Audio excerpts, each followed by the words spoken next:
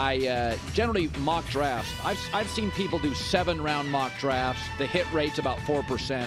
I'm wrong enough on a consistent basis. I don't need to be that wrong. But I do think I love the draft. I've loved the draft. I don't know when I didn't love the draft. And so I just kind of like the construct of building teams, the construction of it. And, through the years, I've been fortunate enough to have a few of the GMs and executives around the league, on speed dial. And I text all the time, and I think they roll their eyes at me, but I find it a lot of fun. So my mock draft isn't necessarily predicting what's going to happen, although I think a lot of this could happen. This is what I would do if I was a general manager, and I'll give you the reasons why. So we're just going to do the top 10 picks. I think it's very interesting. It's going to be a very interesting draft, and here we go. Number 1, Carolina takes Bryce Young. They can't get the quarterback position right. He's the most refined. If I was the GM and I have an offensive coach in Frank Reich, I would give the ball to Bryce Young. Frank Reich has always made guys very efficient. He is viewed as a teacher on the offensive side who played the position. It is a winnable division. Frank Reich, I thought, was a great hire. This kid, you don't have to babysit him. He's a grown-up, sees the field, accurate, moves well. Yes, he's small, but he is the most complete quarterback available. Frank Reich played the position, and I believe he sees that and knows it. So I'm the GM. I'm giving my offensive coach the best quarterback. The Texans at 2. I just hired DeMeco Ryans, right, as a general manager. What is he like? A quarterback that doesn't make mistakes. C.J. Stroud. I thought the Texans had a very good offseason. DeMeco Ryans has a chance to be a really good coach. Defensive coaches want to win with defense and field position. C.J. Stroud makes very few ugly mistakes. He's got the size. He's mobile enough. His comp is Jared Goff. Again, moves the football, can make big plays, not going to give you a ton off script. Defensive coaches don't necessarily love quarterbacks who go off script. C.J. Stroud to the Texans. I'm the GM of the Arizona Cardinals. I take Jalen Carter, arguably the best player in the draft. We just lost J.J. Watt.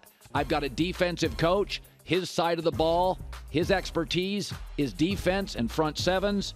Listen, they had the second worst scoring defense. You've got a division with a lot of smart offensive coaches. Kyle Shanahan, Sean McVay. I want the best defensive interior line prospect in years. I'm the GM. I take Jalen Carter from Georgia. We got a trade. The Raiders move up. The Colts are rebuilding their team. They get additional picks.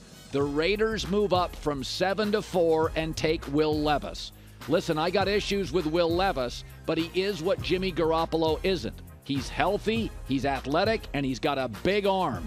Josh McDaniels, the new coach, sees himself as a bit of a quarterback guru. He took the very raw Tim Tebow in the first round, and Levis is a significantly better prospect.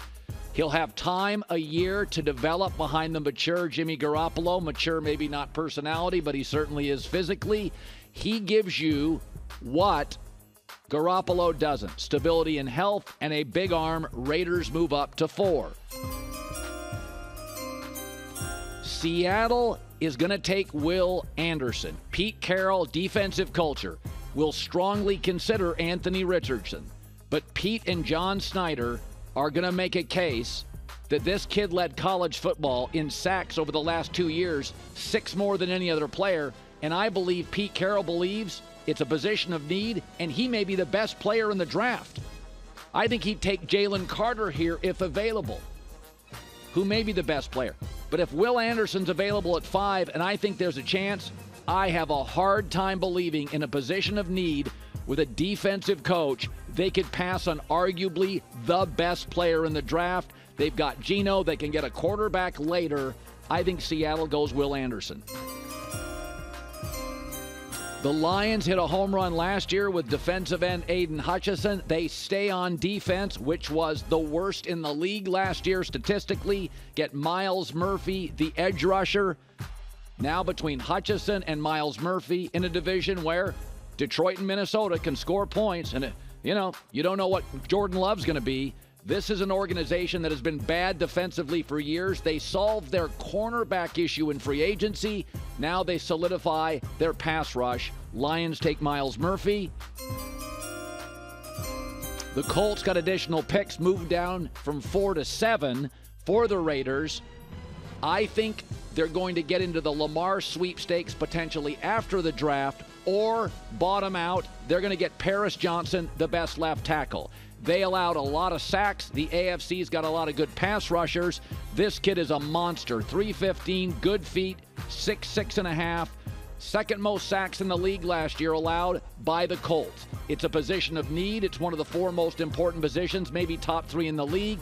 They can get a quarterback later, or start negotiating with Lamar Jackson after the draft, or get in the Caleb Williams sweepstakes. They've needed a left tackle last couple of years. They nab him.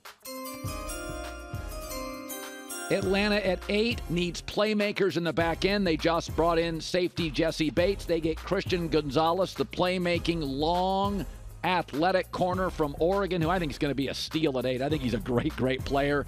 Again, this defense needs work. Last year, they only had 17 takeaways all season. They need some playmakers. This kid's special teams defense will get you the football. He's just a really big-time athlete. Maybe looked about as impressive as any individual athlete at the draft. Atlanta goes corner. The Bears go with Tyree Wilson, long, athletic edge rusher. Remember, defensive coach, defensive culture. 14 sacks for this kid last 2 years, and the Bears defense had the fewest pressures and the fewest sacks in the league last year.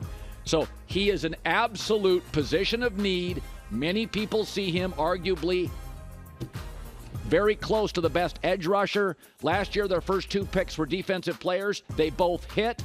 They've got an eye for it, a history for it, and they've also stocked up on offensive pieces in free agency so they can go back to defense in the draft at the top. And the Eagles at 10, what would I do? Again, this exercise has been what would I do? I would go get Peter Skoronski, the offensive lineman from Northwestern that can play all 5 positions.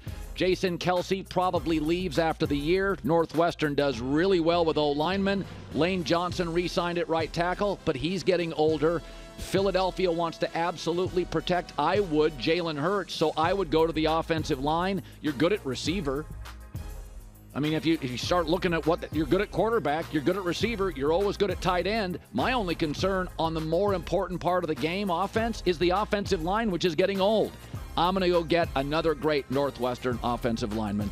There is my mock draft. That is what I would do if I was a general manager, which I've told you for years is my dream gig if I didn't talk for a living. And there you go. I literally, it was so much fun for me.